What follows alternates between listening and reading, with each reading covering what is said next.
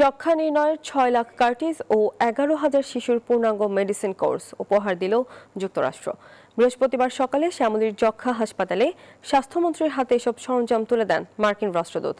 এমন সহযোগিতা অব্যাহত থাকবে বলে আশা প্রকাশ করেন তারা। যক্ষ্মা একসময় যা ছিল মরণ ব্যাধি, আধুনিক চিকিৎসা বিজ্ঞানে তা এখন সম্পূর্ণ নিরাময়যোগ্য। তবে সঠিক সময়ে রোগ শনাক্ত করা বড় চ্যালেঞ্জ। সেই চ্যালেঞ্জ মোকাবিলায় দেশের স্বাস্থ্য ব্যবস্থায় যুক্ত হলো মার্কিন প্রযুক্তি। শ্যামলীর 250 শয্যা বিশিষ্ট টিবি হাসপাতালে স্বাস্থ্যমন্ত্রী সর্দার মোহাম্মদ সাখাওয়াত হোসেন বকুলের হাতে যক্ষ্মা পরীক্ষার কিট ও শিশুদের ওষুধ হস্তান্তর করেন ঢাকায় নিযুক্ত মার্কিন রাষ্ট্রদূত ব্রেন্ট Christensen.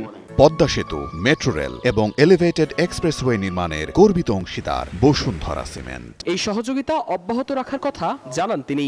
I look forward to continuing this decades-long partnership on health, our collaboration and working even more closely with the government of Bangladesh to realize our shared vision of a healthier, more resilient, safer and stronger Bangladesh.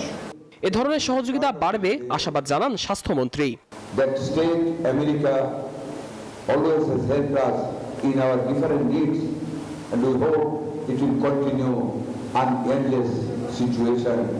আধুনিক প্রযুক্তিতে জনস্বাস্থ্য ব্যবস্থা শক্তিশালী হবে এমন আশা সংশ্লিষ্টদের।